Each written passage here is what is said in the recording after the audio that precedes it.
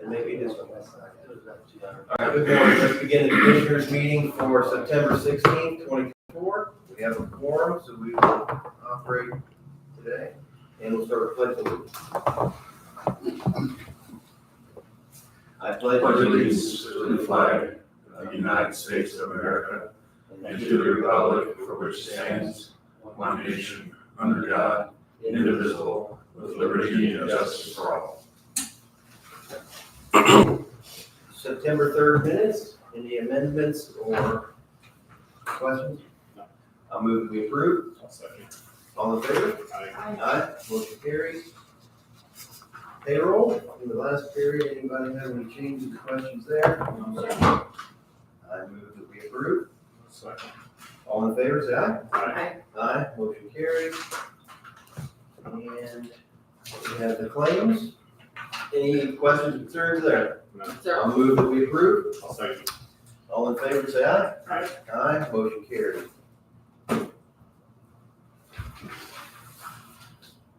Mr. Bird, you want to do the highway report? Yes. While he's coming up, we've each had just for the record, we've each had an opportunity to review the county treasurer's monthly report. Anybody have any issues with that? No, sir. Okay, put that in the file then. Thank you.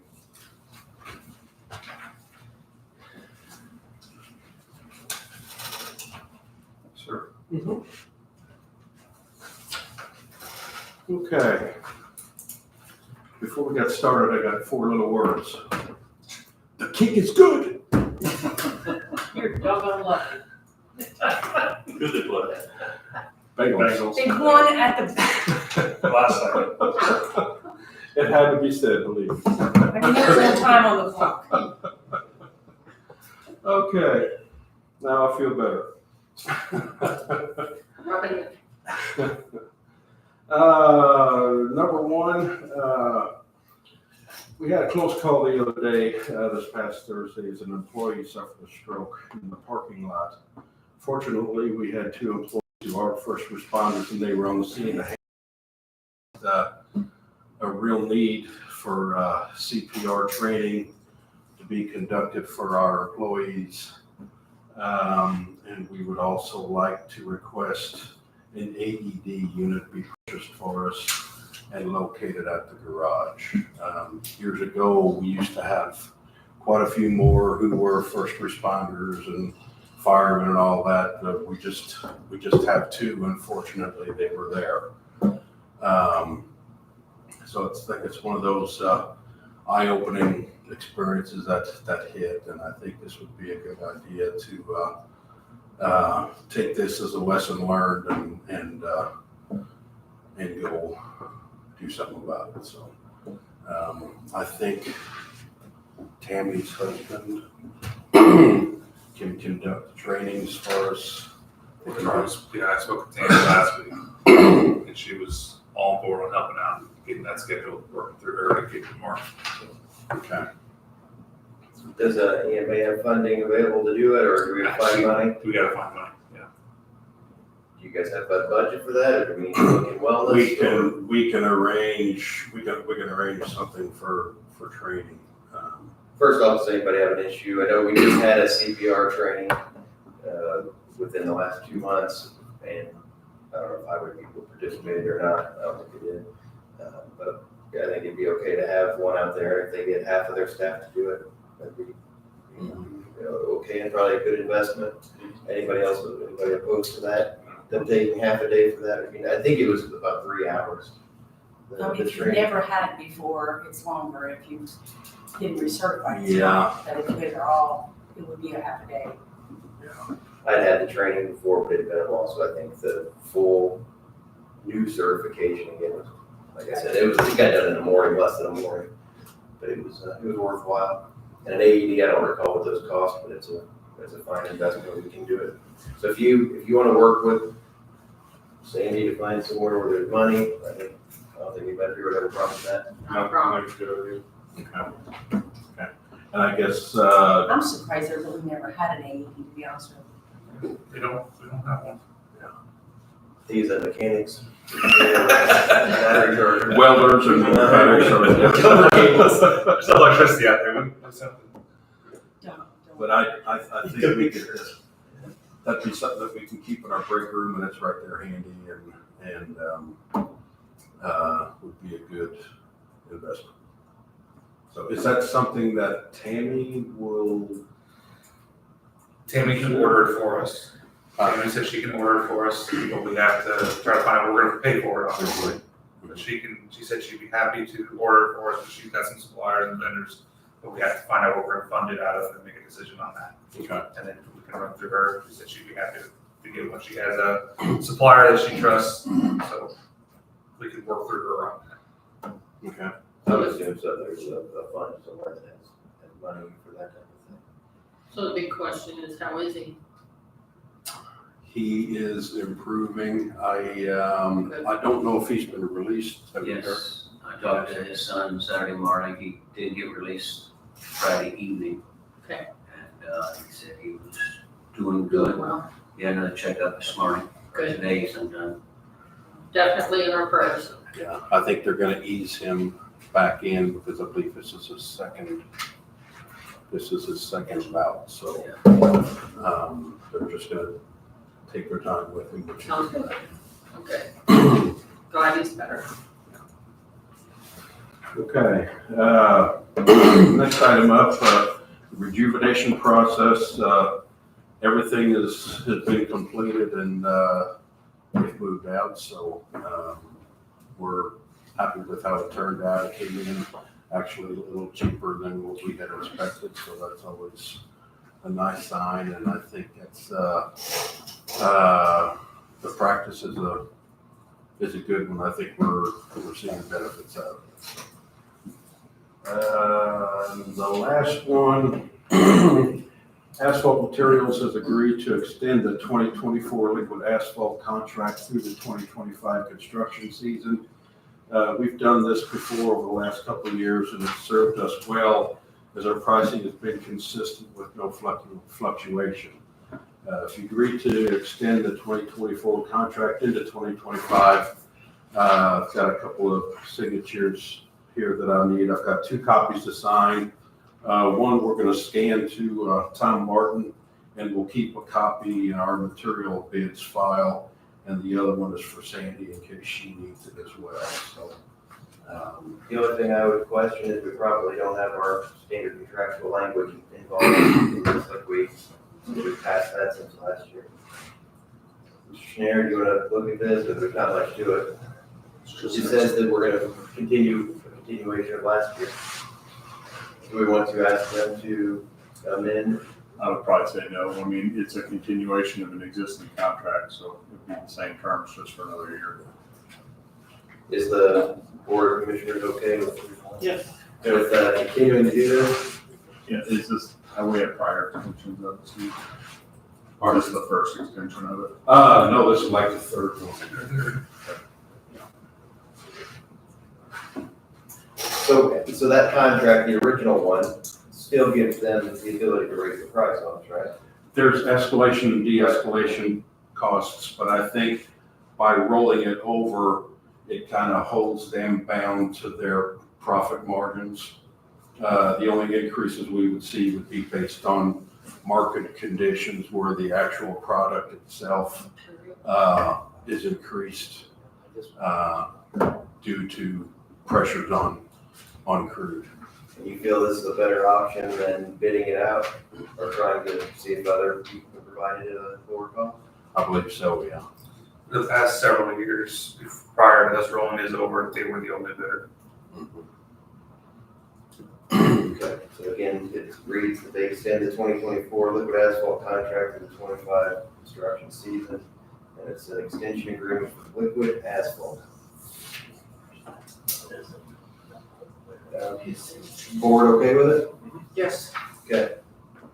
I'll move that we approve the asphalt material incorporated asphalt contract extension. So, Any discussion? All in favor, say aye. Aye. Motion carries.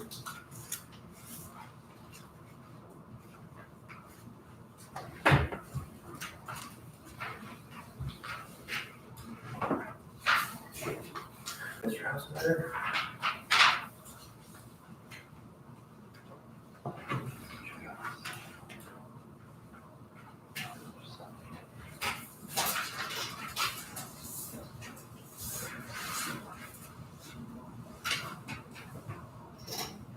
And my procedure's going to take place tomorrow, so I'll be out. I'm hoping to be back first or second week in November after therapy and everything, so, but that's in see you all back, so. Yeah, right. Good luck. So you have one for me. Yeah. Oh, So if you task Mr. Legan with giving reports while you're out, or how's that gonna work? He's gonna come back in and do those. He'll flow, We'll do it by Zoom? yeah, he'll flow right in, yeah. You're gonna push him in here, right? He'll do great. Yeah. He'll be just fine. Thank you. Thank you. Two things I'm not gonna be as good as him, but I'll try my hardest. Oh, And I'm not gonna root for the Chiefs. That was a requirement?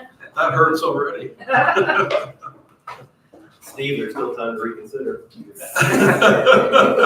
will call in and give us an update on the Chiefs. No, whether we like it or not. It's gonna be just fine. Thank you, sir.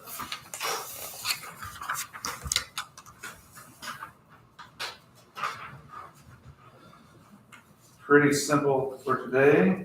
I have two change orders, asphalt paving projects, 2402, which is 700 north and 200 west. I have a net increase of $879. Surface went over a little bit, wedge went over a little bit, but it was needed for the road. In some bad spots, nothing too earth shattering.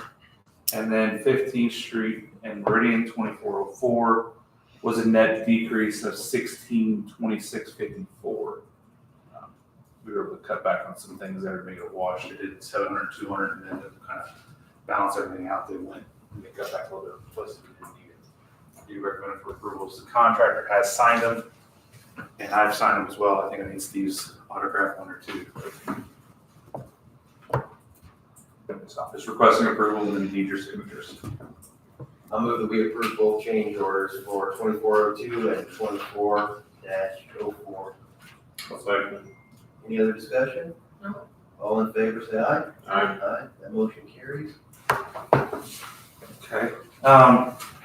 St. Anthony Road West is open. The bridge went in. It rides really nice. Minus the rock that you're driving over, but it transitioned well. Everything's looking good. We'll be paving St. Anthony Road West 350 and 450 here. Probably about 2 weeks yet. We're going to let that rock settle as much as we possibly can so it doesn't create a lid. So that'll happen. The paving contractor is aware of it. He's currently working on a state job down Canton area, Corridor area. I don't know exactly where he said, but down south. And then he gets done with that, so we're run up here and get that job taken care of. And that'll be our last paving project for the year.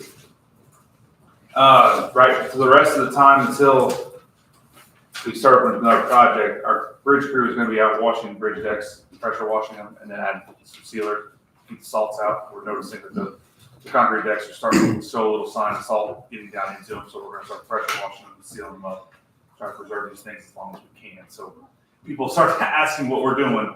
Yeah, we are literally pressure washing a deck and putting a sealer on. So that's what we are doing, trying to preserve those decks as long as we can. Oh, I didn't know you did that. So what, just a concrete seal or a Concrete asphalt sealer. seal? No, it's a concrete sealer. Yeah, that'll actually penetrate into that deck and seal those salts out. Have we ever done that before? We do it on and off when we can, but that way you guys are aware if everybody's asking what the heck we're doing. And it's considered a preservation technique as well, so it's helping extend the life. Yes, it really does work. So I guarantee you guys are gonna get a phone calls asking, what in the world are they doing? But that way you guys know what's up. Our next big project is 600 West Ferdinand Forest Street. We're gonna replace, there's a big pipe in there, it's been laying there for a couple months, but there was a utility conflict, things were going on in our schedule with St. Anthony Road West, so we pushed that one off. We're gonna get to that on October 7th. We're gonna try to utilize fall break as one of the weeks it takes to get that work done. So that's the reason it's October 7th. That second week is fall break of school. So we don't disrupt school traffic as little as possible. Then we're gonna go to First Street in Huntingburg. We're gonna take the concrete deck. So the ceiling that we're talking about, this is the reason we do it, is because this deck, if you go look at that concrete deck, it's just for you guys, if you guys are out and about, this is me geeking out a little bit, but you see that concrete deck's breaking up and falling apart. That's because the salt's got into the rebar, caused it to bust. So by then, what they're doing these next few weeks is to stop from what's happening on First Street. So we're gonna put a new deck on it and seal it up. But everything else is fine with the bridge, it's just that deck, that concrete's cracking up. So. That way you guys have an idea where we're at and what we're doing. That makes sense to me. You got anything for me? Not at the moment. Okay.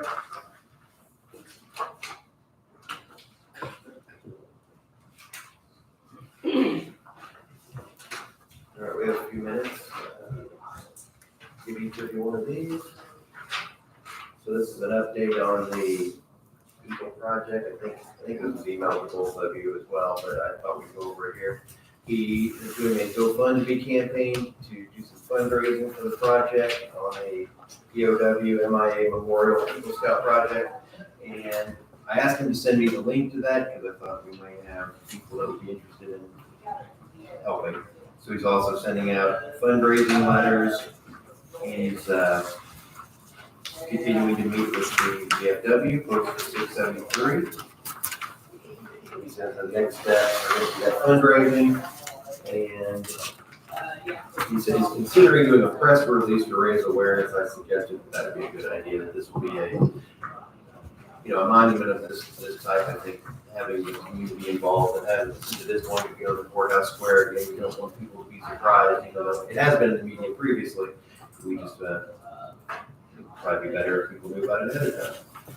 They have the steel frame design drawings are complete. They have a steel fabricator that will be the internal components of it. And engineering drawings have been sent to the person who does the stone. Met with Crimp Construction, discussed the preliminary plans for work sessions, materials and equipment, and the design for the footer, the monument base. And one of his next steps here is initiate discussions with Du Bois. I guess Brent walked out, but the county highway engineer to discuss the logistics of the construction project and our work sessions. I've asked him to keep him and his dad, keep me in mind whenever they are going to be on site, just so that the county isn't surprised when people show up today. So again, I think we're moving forward appropriately. Do you have any comments or questions on that? No.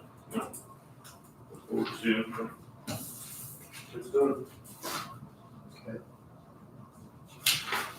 Next, I have a miscellaneous item here, the Dogwood Animal Clinic here in Jasper. We had a discussion last time that we were going to increase what we do for them. And my contact out there said that the extra nights and the added expense that they had that got this conversation started were for animals that they housed in July and August.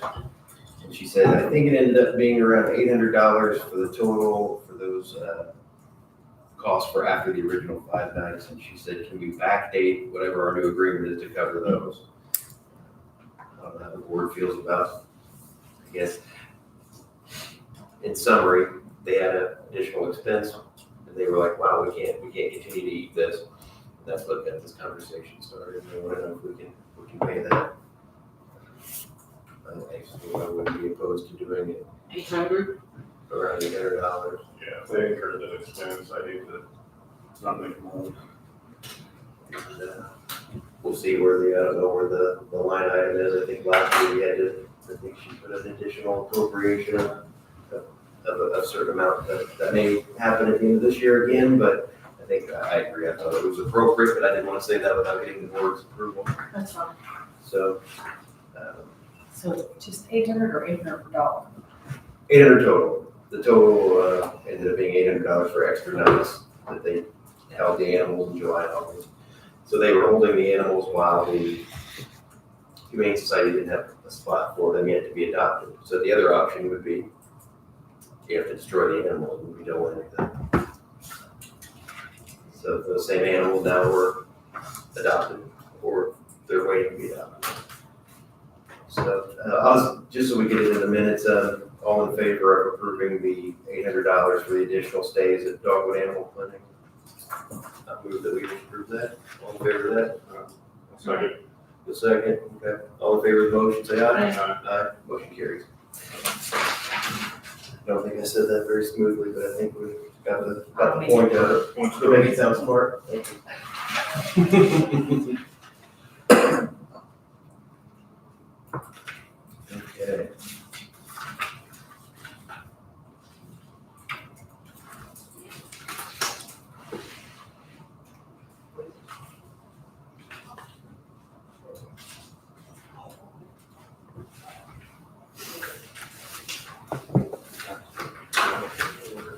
Okay, so we talked about this previously.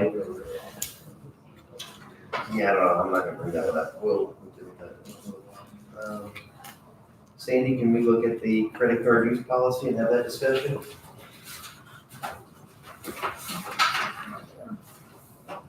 Okay, so there were some additional discussions made about this. Does council feel that it's in good shape now, Mr. Chair? I did add, based on, I think, some of the questions about the return of the credit card at the conclusion of its use to the auditor's office, I added that to number 3. The $800 that was referenced has been added. Other than that, no other changes have been made. Okay. But yes, to answer your question, I'm comfortable in having this. I guess we don't need to really print it to sign off on it, it's just approve the policy as presented. And the one thing about the $800 isn't so much that we won't allow someone to travel if their travel is $800 or more. It's that we have a credit card limit, and I would hate for somebody to try to, we say, hey, go ahead and do it. If Sandy's office has to approve of the $800 or above, at least they'll be able to look and say, we know where we're going to stand with our card. And that was my question, do I have the authority, because I have somebody already going, a department's going in, it's over $800. Right, so then you would be able to look at the balance and say, we can cover it or we can't cover it, or don't do it until Thursday. Or something like that. So, You know, the other issue, I mean, it does kind of sound like we're giving it to people to have that they're a person, that they're not, they have to return it after they use it each time. And I just added that one. and what number is that, do you remember? It's in the- Number 3, Number 3, any credit card issued to an employee must be used for county purposes only for the purpose in conjunction with the employee's job duties. I don't think it's on it. It's not. Oh, you're saying you have the. just did it. Oh, okay. The The The final sentence. This is was as final as I had. The final sentence of number 3 says, employees shall return the county credit card to the auditor as soon as possible after the employee's completed the approved purchases. Everybody okay with the policy as we've discussed it today? Yes. The only other issue we've seen is different departments want during the same week to travel, and I only have one, so. Do the best we can. That's what we do. We actually have 2, right? But you like keeping one on hand. We like to keep one here, yes. Yes, I have one travel one. Okay. And then the acknowledgement, you kind of changed it a little bit.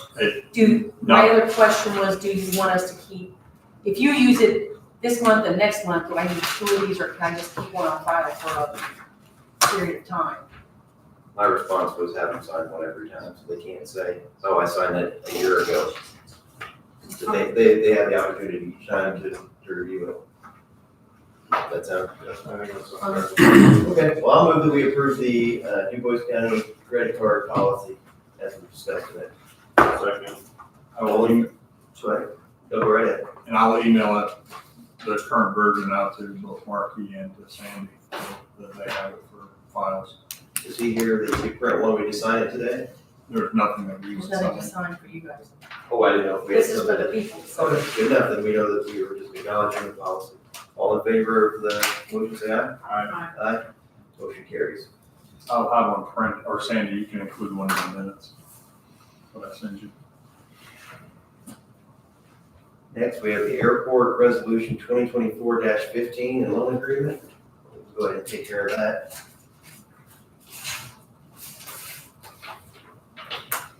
Anybody have any problems or issues with this? It's been emailed to us as well. No issues. Okay, so first we'll look at the DuBois County Resolution 2024-15, a resolution authorizing the lending of funds and a loan agreement with the DuBois County Airport Authority. So I'll move that we approve the resolution and forward it to the county council for their consideration. I'll second. Any other discussion? No. All in favor, say aye. Aye. Aye, motion carries. 2024-15. 15.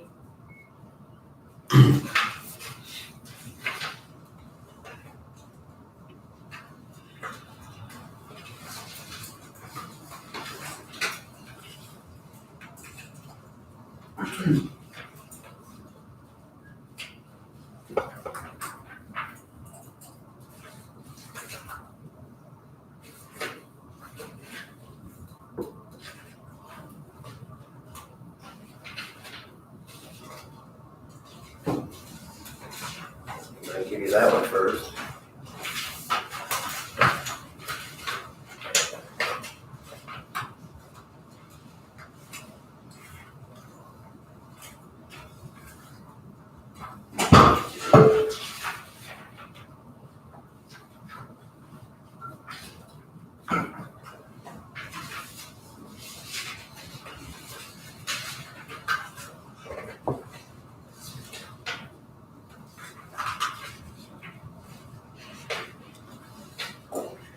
Next up, we have the DuBois County Airport Authority. This is their resolution. It's 2024-06, and it has attached a loan agreement as Exhibit A. County agrees to loan the airport the principal sum not to exceed $1 million for the term of 20 years, and further terms are in here. And it looks like it does need a signature from the commissioners. So I guess I'll just ask for a motion to, or I'll make a motion that we approve signing this document as well. Second. All in favor? Aye. Do Aye. you have any questions? No, I went through it pretty Okay, thoroughly with okay. unless you have something, Greg, I don't have any. No, and you guys will consider the same resolution then at your next meeting. So I would hold off on the delivery of the document until they approve the resolution as well. So It has another spot for the county council. just sign it as well. Okay. Okay. All in favor, say aye. Aye. Aye. Motion carries. There's no place for you to sign on that.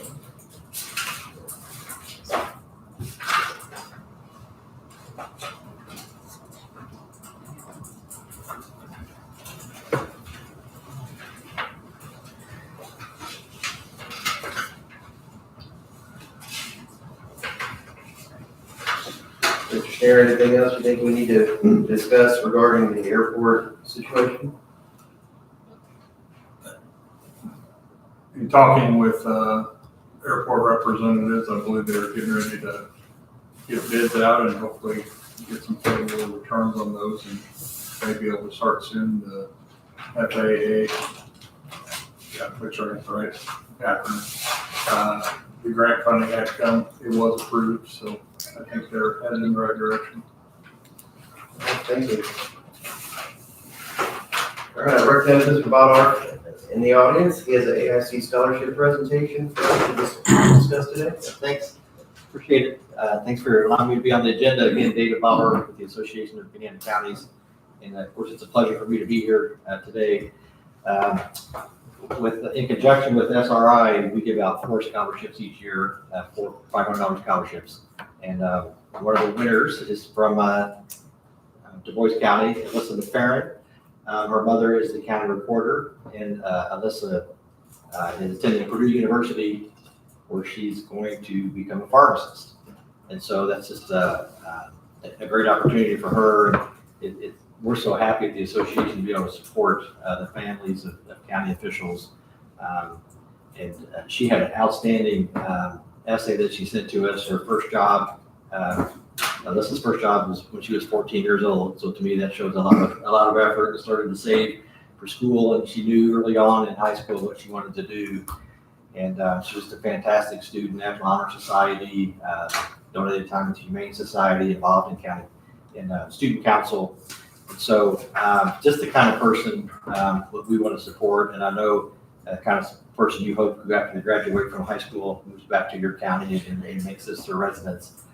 But it's a $500 scholarship. I want to have Justin White with SRI come up and say a few comments. But I always like the story of how this scholarship started. Jim Hughes Sr. started SRI, and they operated in about 80 counties doing tax sales. And Jim told me he used to spend several $1,000s on holiday cards to all the auditors and treasurers and commissioners. And he came to me one day and just said, is there a better way for us to spend this couple $1,000s basically? And so we came up with the scholarship idea. And we've been doing it probably for about 10 years. And again, it's one of the best things we do at the association, I think. So with that, if you don't mind, I'll have Justin come up. Yes, please. Sure. Good morning, Justin White with SRI. It's an honor to be here today, and it's an honor to be able to be here with Dave and present this scholarship award. As he said, SRI has been around for a long time, 34 years. We work with 85 of the 92 counties across the state of Indiana, and we just entered our 10th in Tennessee. It's a new market for us, growing into Alabama as well. So I'm very proud to be a part of the SRI organization family. And we appreciate DuBois County very much. So again, it's my honor to be here and represent the company, and thank you for all we're able to do for you guys. So thank you. Great, thank you. Yes. All right, so Jack, if you want to say anything, I just want to say thank you for choosing Melissa. I really appreciate selecting her out of all the applicants that you received, and the money is very much needed, so we appreciate it. Thank you. would it be okay if we did a picture presenting the check with her? And Absolutely, sure. Yep. Wherever the best photo right in front of here, or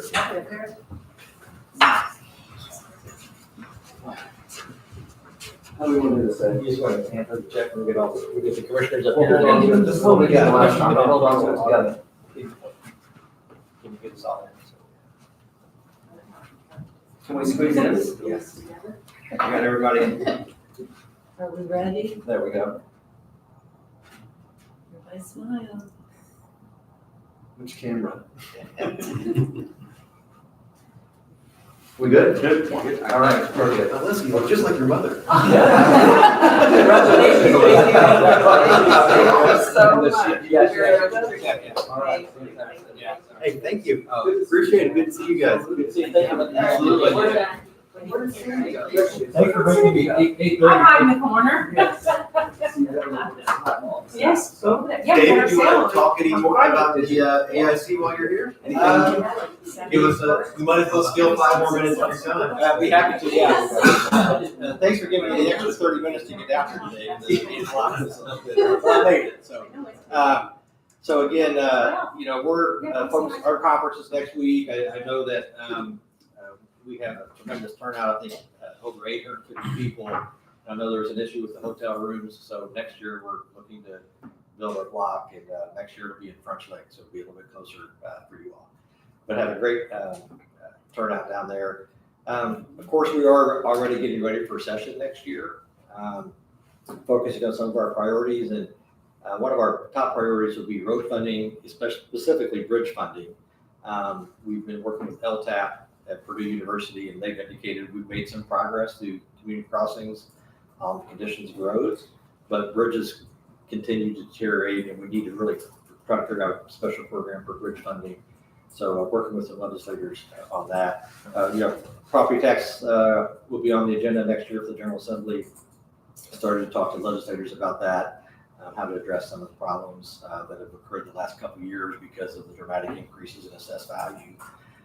So working on that, but interestingly, a study just came out last week, and it's hard for people to believe this, but of all the state and local taxes from fiscal year 2012 through 22, property taxes grew at the slowest rate of 2.9%. It's unbelievable to say that, but I verified that to Ernst & Young did the study for the State Chamber of Commerce. We verified that to LSA. But clearly the last 2 years have been an outlier because of the assessed value increases. And so the property tax system has worked pretty well, but these last 2 years have created challenges, and the system wasn't really set up to handle that much assessed value growth at one time. So we're trying to figure out how to address that and help taxpayers going forward with that situation. Those are going to be our two big issues next year. Also, we'll be working with the State Department of Health to maintain the funding that the General Assembly approved 2 years ago. Every county has joined participated in the new state health funding. It's been a tremendous benefit. We have lots of positive stories about how that's benefited taxpayers over the last 2 years, and look forward to continuing that program. So those are sort of the top 3 issues for us going into next year. Is there anything on your all's agenda that I need to take back to our office? I think the property tax issue scares us, or scares me, I guess, because it is a consistent, it's a way to fund local government and the services that come with it. And I think what people don't realize, and I'm sure many in this room probably do, that taxes don't get cut, they get passed on to somebody else. So you generally, when you're gonna cut a tax someplace, your sales tax will go up, or your different income tax will go up if you don't pay proper. Or the other option is, we'll put less police on the streets, less teachers in the classrooms.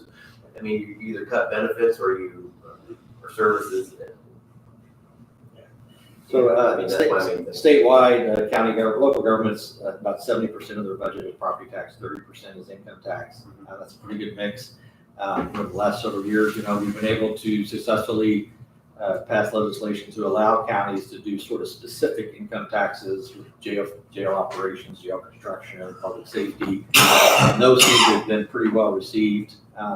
The other issue I will say we're working on with multiple partners is funding for emergency response, ambulance service, right? I mean, we lost so many volunteers over the years that a lot of times the volunteer fire departments or EMS, the help is just not there.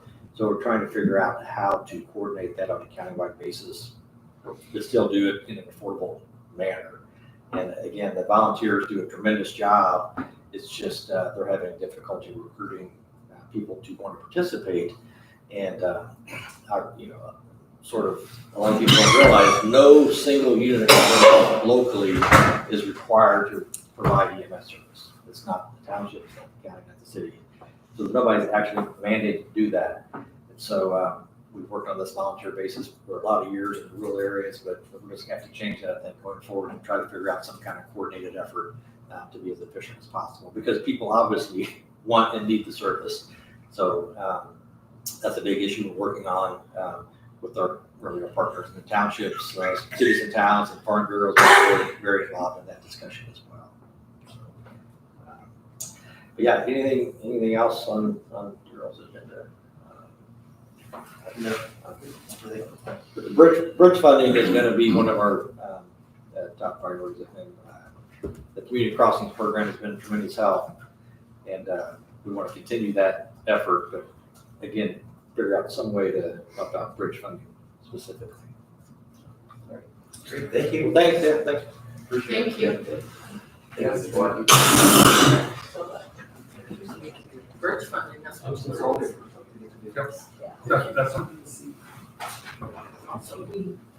Are you ready to give any update on the bridge 15th Street? We're still at work in progress. Work in progress. Okay. Very much so. Permitting. There's really not much else to report on. Okay. Big time permitting problems. Not problems, just Processes. yes. Great, all right. Commissioner Stepson, you're up next. I am up next, all right. I'm gonna read a little bit of information that was passed along to me about a dump truck for the 4-H, West County 4-H. It's a 2012 Chevy 3500 one-ton dump truck. it's gas, it's got 102 miles on it and 10,500 hours on the engine. Chad actually went out, Chad Hunnefeld went out to Leaguers, and that's where the truck is sitting. And he said it's in very good shape. It was traded in by the city, which they are still driving it, only for the fact they're waiting for their new truck to come in. So they agreed to sell it to us for $15,500. He's got pictures here. It does come with a snow plow and a salt spreader.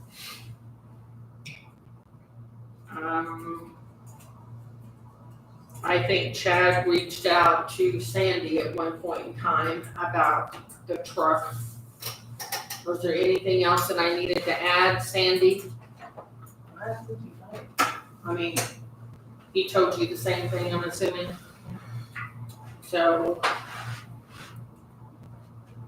Well, we were originally thinking maybe we could work with the city of Jasper direct, but they've already signed. yes, a Trade it contract, from what I understand. That was our original intent. Yeah. We missed that, so. I didn't know that until Chad reached back. Let's see here, was anything else? We're still waiting on their truck, so at this point, it looks like it's $15,500. Assuming that would be split between the 4-H and the park board. Well, they're telling us they don't have any funding, Okay, so if it is split, it would have to be over time. The council, You're saying the park For the doesn't have park. any funding? the council, For for each council, What about the park? well, they're us, Right. Do they have money? not in the park budget. What's the truck gonna get used for? everything.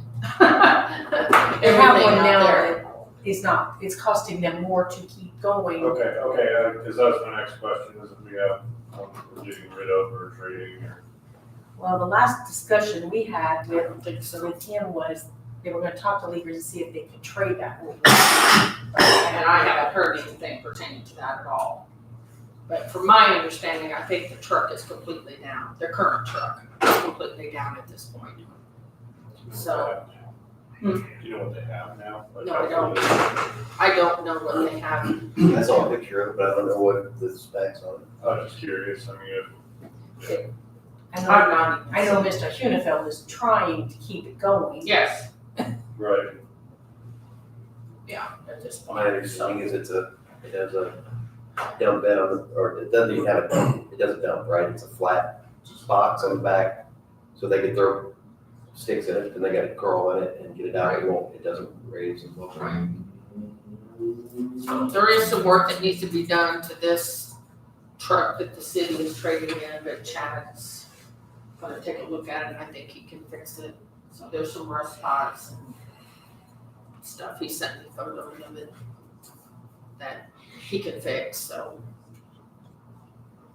Did you want to see a picture of it? I was just curious how old it was, like how many years did we get out of it? Sure. I think it's got 200, close to 200,000 miles. Okay. It's the bed and stuff that's not workable either, but it's a diesel. And he's saying they spent $1,600 on it last year, won't run, it's got a bad fuel leak.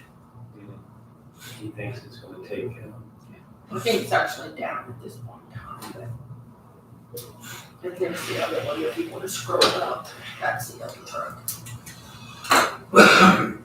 And there's, he took pictures of a couple of spots that he could fix, things like that, so.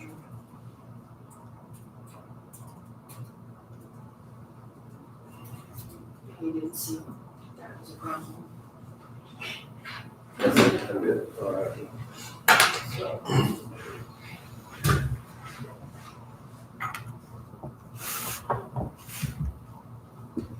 That's the truck.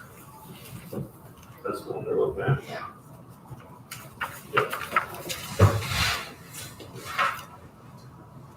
So, And my thoughts on it would be, I don't necessarily have a problem with the council considering funding for the parks portion of it, their government unit, and I think 4-H, like, again, every time we bring this up, they're supposed to be paying their own bills. I don't think that 4-H is a primary government responsibility to fund their organizations. I would be, myself, I wouldn't want to give them even more money. They did get funding, they have a budget that the county gives them more money than any other organization similarly situated in the county, so they could, I would say they need to figure out how to use it out of there for their, would be my suggestion, or my thoughts.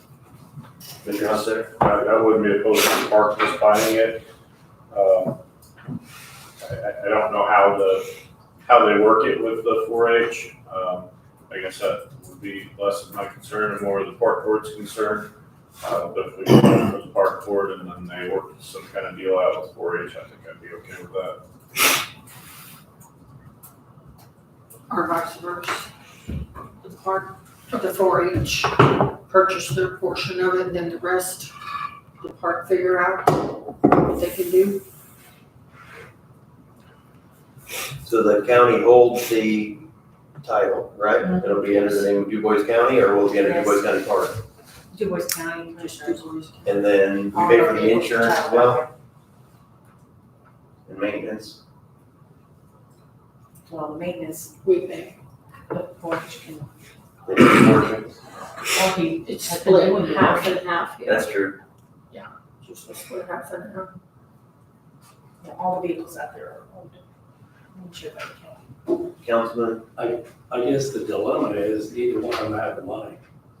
So I mean, the council would have to find a fund or buy that out of the edit funds or something, there's, neither one of them have money in their budget and we can't, I don't think there's any money for 2025 to do it. Because they're stretched because of the construction. Finishing the construction and The I park mean, fund itself. we're in a dilemma there, I mean, I think if we want to approve it, the council would have to, Right. even if they both pay it back at some point, but, like you say, it's the county's money, so. Yeah, the first is the county. But the other half, should we give them a loan then? That would be the question I'm gonna have to answer. For the other $7,500 or whatever it is. My comment about us, not that I don't think it's our primary governmental function to pay for 4-H, but I guess it's not really our primary function to pay for the park either, because they have their own taxing item. But I guess I feel a little better paying for that because it is a governmental unit. Well, it would be no different than running a highway out of Edit or Kim Cap. It's no different. Yeah, I feel like we've got to give them the tools they need to do the job. That's what I was saying, safely do the job. Now, Right. in the past, the 4-H council has paid back things over time in our settlement, like over 2 years, over 3 years, whatever they haven't discussed any of that. That's what I need to discuss with them, if the county purchased the truck, as to how they want to pay the 75 in the 4-H council. And then, of course, the park, I don't know how they want to handle that. I mean, that's not a discussion I've had with them. So that's a discussion I need to have with the 4-H maybe this evening. I think what they're looking for from the commissioners is would they approve trading this? Because I think Leaders wants, if they don't buy it, he's gonna sell it to somebody else. I think my understanding is it's a pretty good deal, I guess, for what they're doing, because they're marking it up for $500 technically. Right. From what they're giving the city of Jasper. Right. So, it's my only thoughts. And everything can be inflated or whatever, but I think Cover their paperwork. these et cetera. guys, like Chad, Hoodfound thinks that that's a bargain for this truck. Yeah, because he's the one that looks at it, he's the mechanic, so. I suppose I'll stand by whatever my comments are, but if we want to give $15,000 to the park board and it's gonna work out to making things work better for them. It's not gonna give you a whole lot of heartburn. I'm with you, I want them to be able to get to work safely. It's just an odd situation I that know. they split the maintenance and the equipment. It's an odd situation. But if they are to make the trade, I won't have a problem trading in our vehicle and accepting this new one. It won't be an issue with me. So do we have anything we need to actually act on today, or is it just a discussion? No, I think just a discussion at this point, because I need to go back and find out, as far as our funds, the 4-H funds. I need to dig a little bit deeper into that at the moment. Mr. Kleesner, is there anything else with the, that walkway? I know we talked about that. Is there anything we need to discuss with that, to the Angel Memorial? Is there anything that the commissioners need to act on right now? Or just that? Again, it's, I think I think we're, one of the councilmen is pursuing a grant from an organization to try to help pay for this. He obtained a bid that's substantially lower than what, so if we could get this grant, possibly, then, I talked to the person in charge of the Precious Angel thing, and they just do not have a whole lot of money in there, because they're not for profit, but they're not a 501c, whatever it's called. So, but we're pursuing it yet, but I don't think it's gonna probably happen this year because of budget constraints, maybe, unless we get this grant. Okay. Again, that's another one where maybe it's not a primary function to do that based on some previous agreements we've had. I'd be okay if we, whatever it takes to get it in order. Okay, no, just thought I'd bring that one up. Thank you. Thank you. Anything else, Commissioner? No, that's it. Go back and do a little bit of homework. Mr. Rhodes, you want to go ahead and get started? We're a couple minutes ahead of schedule. Yeah, I can go ahead and get started. Or you want to wait, or do we need to wait for others to show Well, up? I've got a portion I can go over, and then we'll just wait on Max and Dan to finish up the other portion of it, but, I can go ahead and review part of this, so. What I'm wanting to bring to the commissioners right now is we currently have a vendor, Liberty National Global Life, for life insurance. We've not used them for the last 2 years. We made a motion on that about 2 years ago to move away from them when we made One America our basic life, our voluntary life, and long-term disability provider a couple years ago. What's going on with those folks is we've had deterioration in employees that's using them right now. We only have 9 employees using that, similar to the retirement plan we dissolved a month ago. We have no customer service with these folks. Last month and a half, I've been working on trying to secure a contact to help us throughout the transition, and I was able to find one. They're out of Evansville. So what they would do is, if we would decide to dissolve this benefit offering, they would come on site, meet with these 9 employees, and they would review their coverages, and then the employees could either add or remove coverage, so whatever they decide they want to do, and then they'd go self-bill. So, And they would do what? they would go to self-bill, they would pay for it themselves on a monthly basis, and then pay. What is the nature of this insurance? Life insurance. And that's what it was ideally for. However, I'm saying you can speak to that. We had some trouble with that also. They were supposed to come in and sell life only policies, and they have got accident, critical illness policies mixed in because, again, they didn't follow through on what they were supposed to do. To make matters even worse, I was already on the agenda for this. 3:45 on Friday, I received a phone call from Global Life that one of these 9 employees called them, wanted to reduce coverage, and lo and behold, they let them reduce their coverage. And I said, how'd that happen? I said, it's not a qualifying event. That's the only way we can change coverage during the year. And, well, we don't run our business like that. We allow employees to do that. So we run our business other ways, and we don't allow that to happen. So now, regardless if if we decide to keep it and don't dissolve it, we've got another problem in our hands because they've already submitted the paperwork to lower this employee's coverage, and so that's kind of, if we don't have representation on these plans. With these, do It's the problem. do the employees take out 1/12 or 1/13, 1/26 of each of the coverage in their paycheck, or do they pay it once a year? I mean, It's by paycheck. Yeah. Each paycheck. right, so they like whatever the premium is. I think it's monthly. Premiums monthly, yeah. Okay, so one check per month, 12 Yeah. payments. Yeah. And so the difference for the employee would be they either have to set up that monthly payment direct, or they would pay it yearly. Correct, yeah. Or they can drop that. Or they can drop it, yeah. And it may be a situation, I know with life insurance, getting out of it at a certain age could cost you tremendously more to go somewhere else. So I guess it would be up to each of those employees. I don't want to put a big burden on the employees.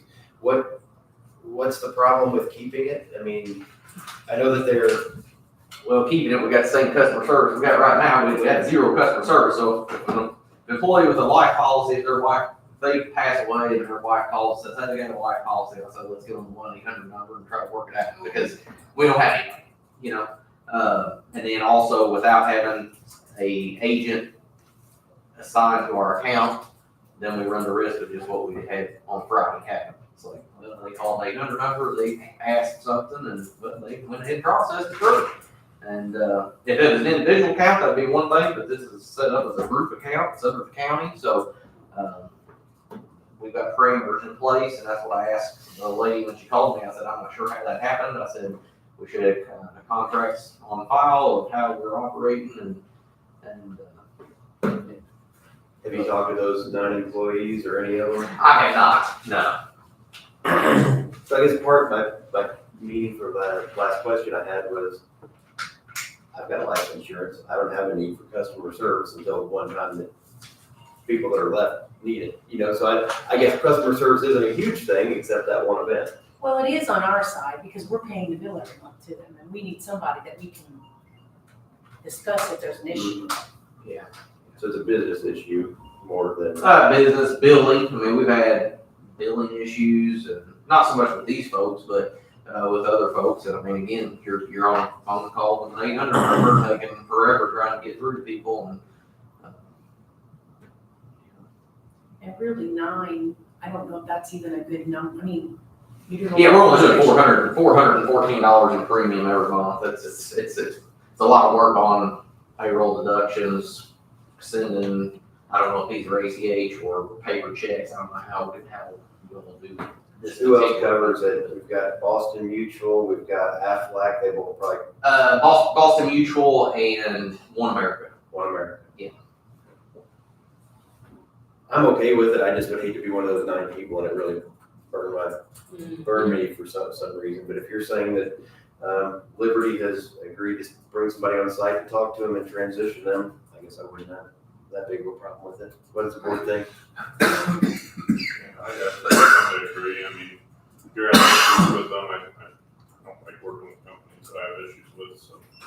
I think as a county, we've done a good job of bringing our benefits from this main down to this, because I think it was one of the deals, people come in, they want the business, and they were awarded the business years and years and years ago, and then, well, they're still getting their money, but they don't want to serve an account or come in and meet with employees and stuff like that. That's the issue I have.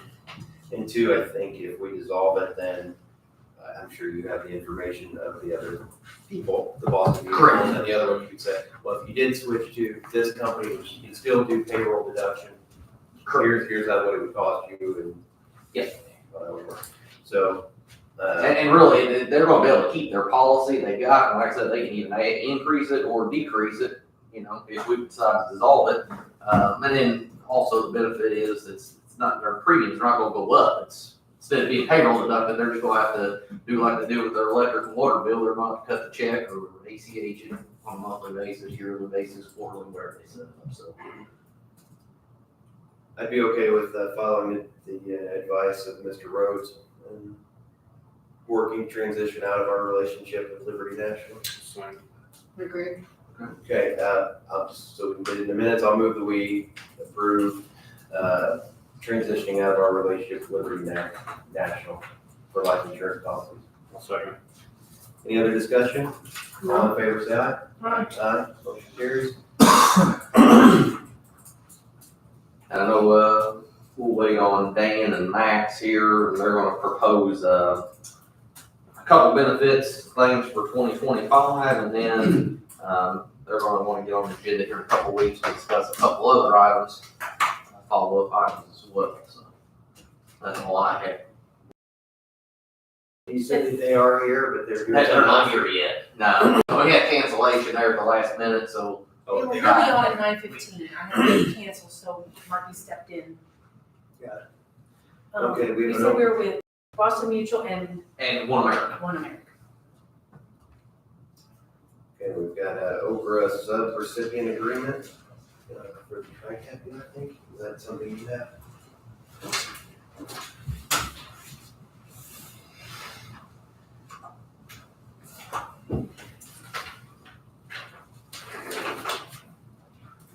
And, Mr. Sharon, you reviewed this as well? Yes.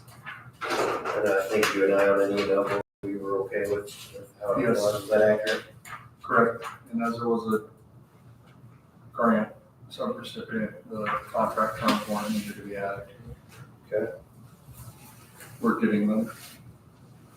So I'll move that we approve signing the Indiana Office of Rural, Community and Rural Affairs Standard Subrecipient Agreement for CDBG funded projects. This is for our Oprah Help program that we were involved in, and this is for TRICAP Head Start being subrecipient. So I'll move that we approve signing this. Any other discussion? Nope. All in favor, say aye. Aye. Aye. Motion carries.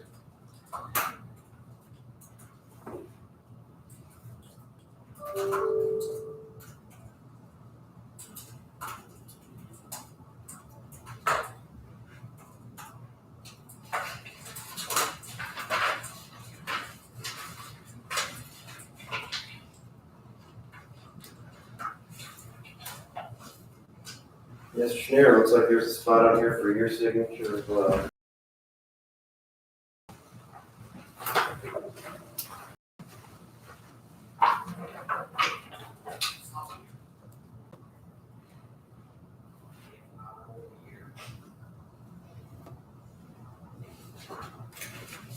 Thank you.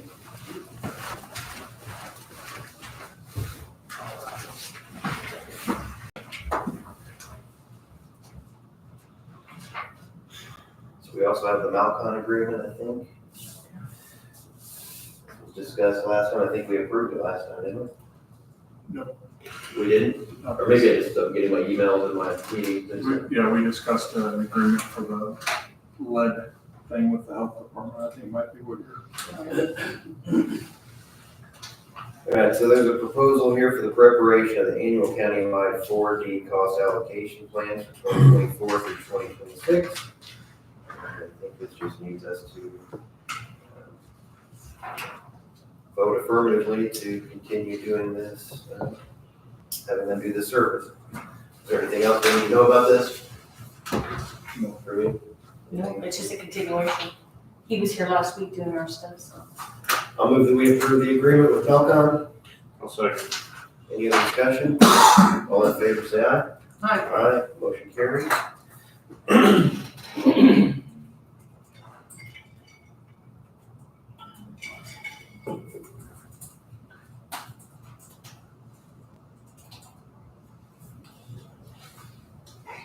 This thing has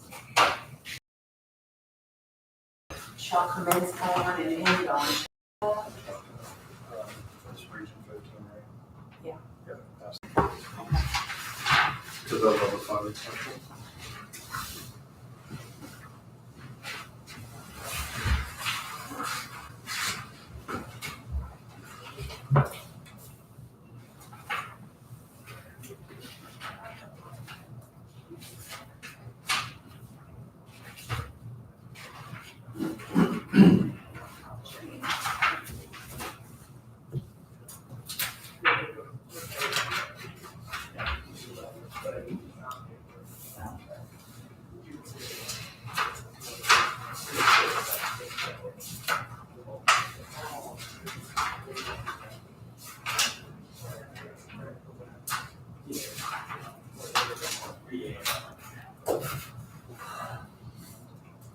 Hey, how are you, Marty?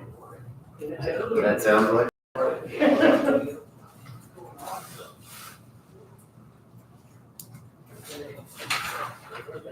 Yeah, well, we're waiting here. Either the other commissioners have any miscellaneous items for this week? Next, got a meeting today for the. I do those on our last agenda, as far as an update, I do have them through this meeting later today. So I should have an update at our next meeting. Great. And it's in regards to the R&D board. You guys you'll need to assign a secretary and keep minutes, Okay. kind of like solid waste does. That's yours, I think. We're missing that. So when they write them up, they can get into our office and we'll have to get an official.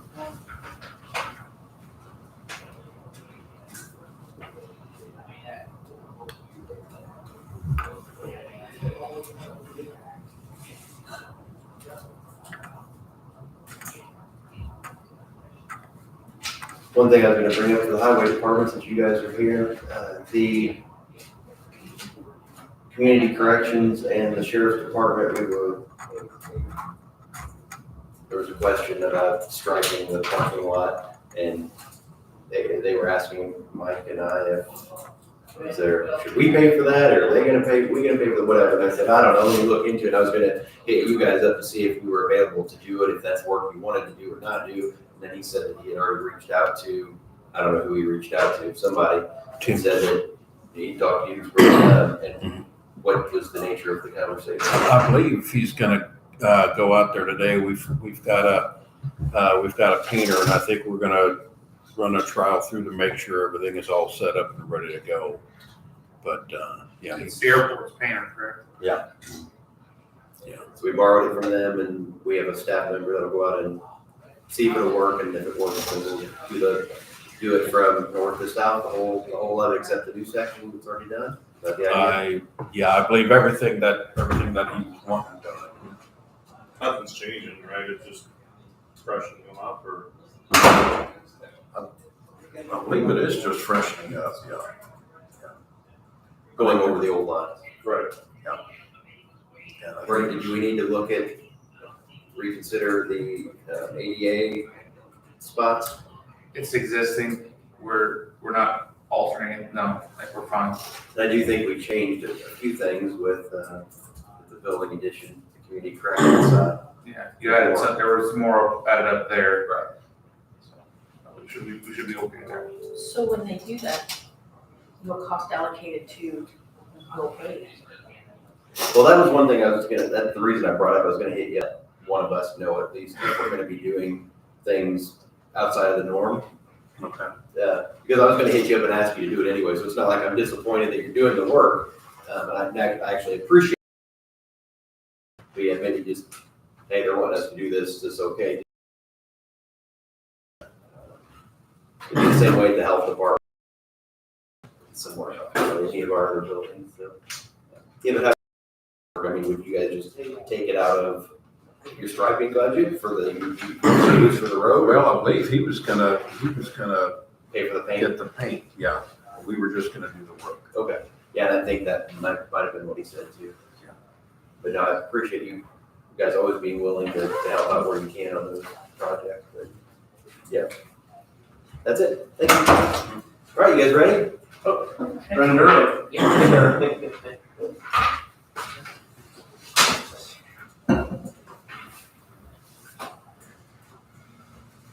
Good morning, sir. How are you? Good. It's not that we're early, we had a cancellation. so Oh, did you? Okay. We had a dead spot.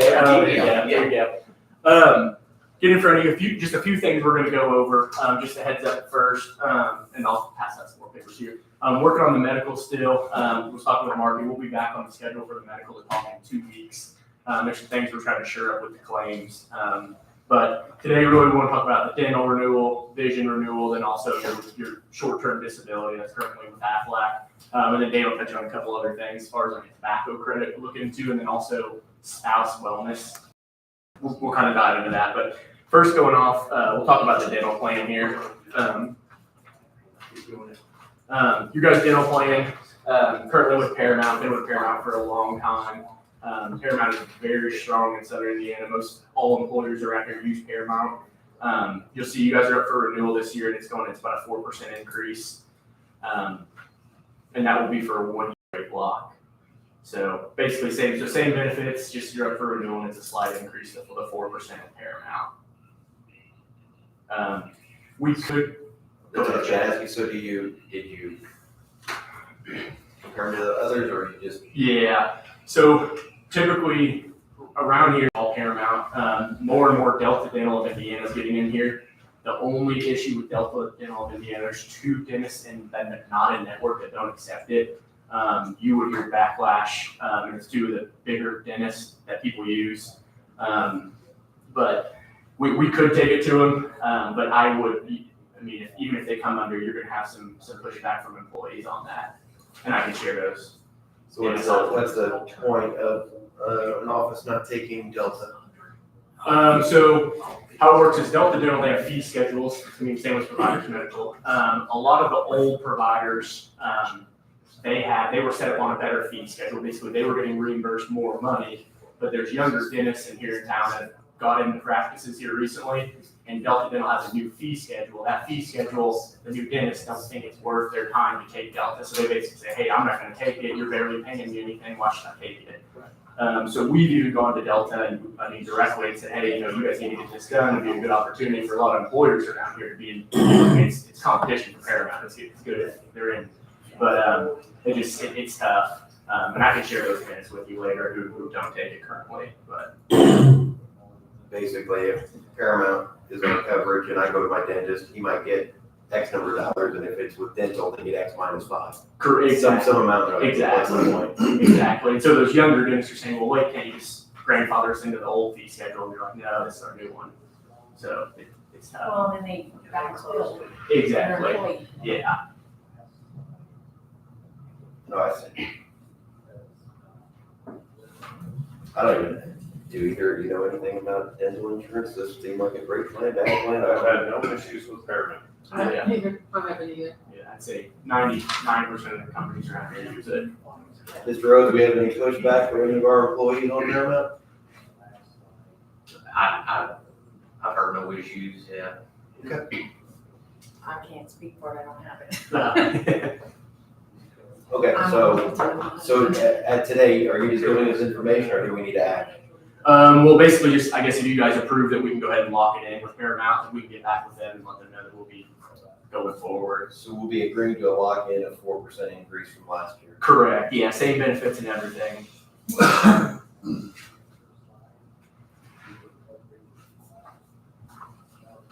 So it's a 1 year, then we'll be back in another year. Correct. Yeah.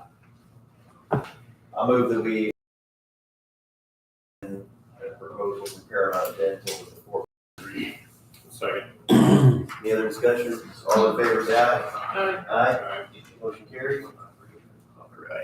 All right. On to the next one here. Vision. Thank you. Yep.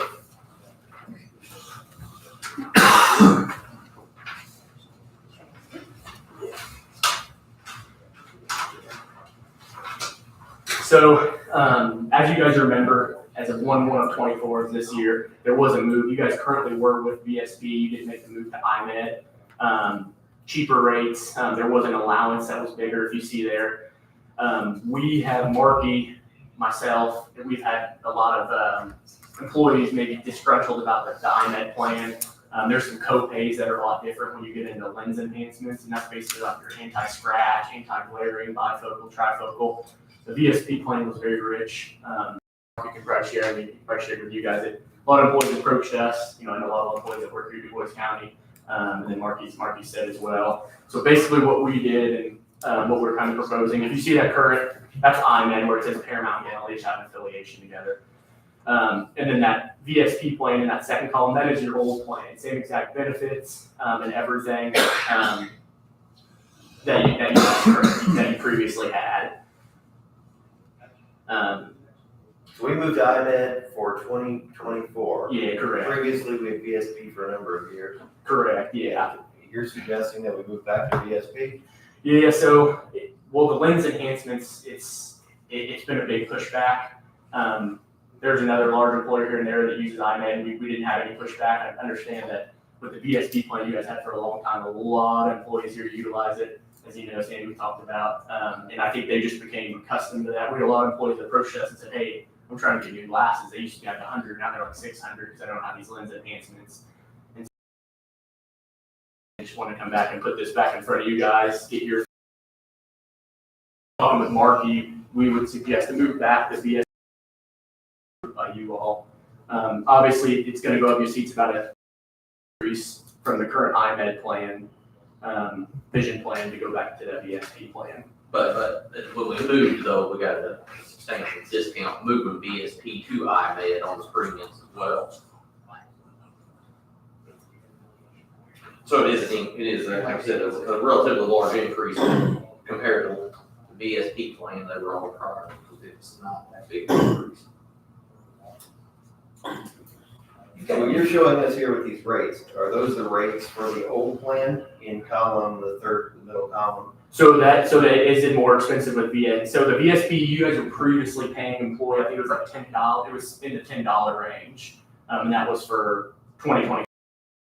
So they're proposing for 2025 it would go up to about $11.44. Same benefits that you guys previously had, but just slightly higher than what they The previously. employee pays the whole thing, so we don't pay, the county doesn't pay. It's all voluntary. So 100% the employee saying they want to pay more because they want the better coverage. Yeah. It's a plan, it's an abnormal plan, it's a rich plan.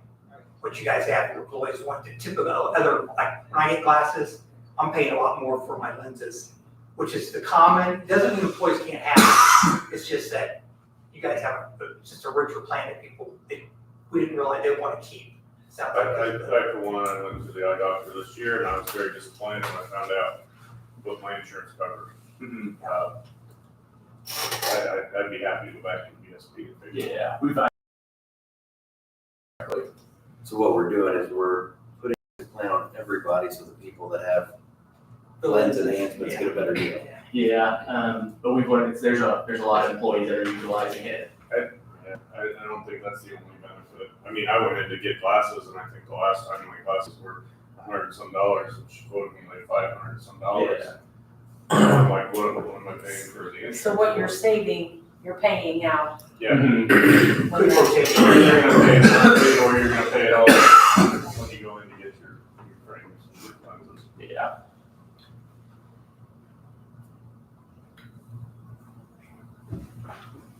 That's the mixed bag there. You kind of get caught on, if you wear glasses, you kind of get caught on both sides. You think you're gonna save it, but then you turn around and give it back and benefit.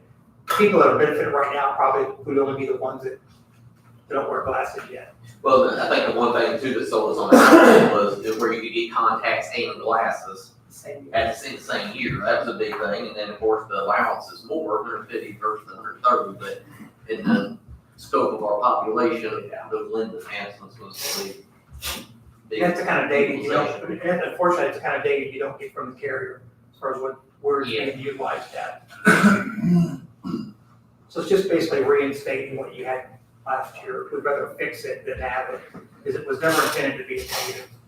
And probably the people that we didn't get complaints from this year, it wasn't their Might year not to be get their their- glasses. Or they Next don't year, have we get it from. Right, then we'll get it from the other. Yeah, they alternate, lenses, frames go about every 2 years. You're only gonna hear about every other year from the lenses frames usually. Over the last 20 years, they've gone from, here are your glasses to, do you want these 12 things on it? I mean, my person does, they're like, you want this, you want this, you want this. Oh, they got the transitional, they got the no glare, they got all those things you got. Blue blocker. Yeah. Then they have the transition thing with the, yeah, I guess that's what. Yeah, terms, yeah, you never had to, over years, it's like, you want the next version, you want the next version, they ask these questions, and you gotta stay on top of it. You gotta make sure you're replacing what you just came from, or it's better, so. Donnie, what do you think? That's a lot. I want to ask our people that are employees. It's a lot. Does he have it in insurance? Read the question. I just got the cheap ones from the dollar store, so. As of right now. How about You're doing all right. Brent, you have glasses on, what do you think? I wouldn't hear one to catch all everything that's going on, but so I can't. Would you rather pay more each paycheck for better vision coverage? Because it doesn't cost the county taxpayer a dollar more, you guys, the employees pay for it. So what they're basically saying is glasses are going to cost you more if you get premium glasses, when you go in. But you're gonna pay 60% more in a premium every time, so you're paying it on installments instead of paying it one time. Or Mr. Berg, do you have an opinion? What you put in it. Yeah. Insurance companies don't work for free, so they're gonna charge you, they're gonna. Well, you're getting pre-tax benefits. Probably people like to pay it over payroll, and they can come up $600 on top. So that sure is a benefit to that, just a comfort. I chose not to get new glasses, but I almost spend money. So I'm paying vision insurance, and Right. I didn't even get a benefit out of it. You had your visit paid for and. That was it, yeah. Glasses. Okay, what do we think? I'm okay switching back. Okay. Commissioner Hostetter? I wanna switch back. Okay, well, that's at least two of us, so I'll go along with that. That sounds fun. Like I said, I think it's gonna cost you the same either way. It's a different payment plan. I'll move, that we approve, switching the vision plan from IMED back to the VSP plan. I'll second. Any other discussion? All in favor, say aye. Aye. Motion carries. All right, thank you. I'll try not to beat the heck out of each one of these, I just wanna look at them. Until you pay the monthly or. Well, that comes out of tax, tax. Yeah. So this is short-term disability. Thank you.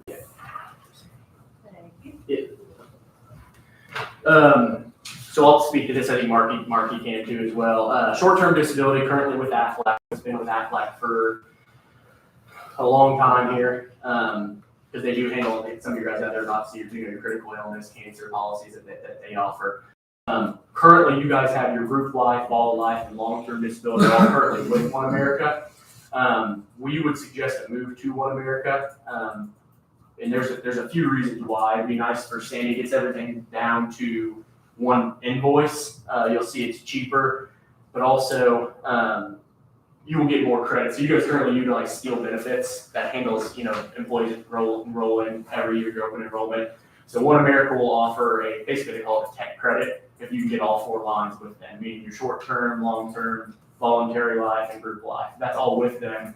They will give a tech credit, which will help offset what the county pays for Steel Benefits. You guys, I think, is it monthly or quarterly? Yeah, it's quarterly. Quarterly. Yeah. So that's, cheaper rates, but then also you get those tech credits. And it's like $2 per employee per month that they will provide. How many users do we have of short-term disability plans? With that, like, they don't, you don't have a I still report. have to come over. Yeah, sure, I don't know off the top of my head either. We will going forward with the One America business with the life carrier.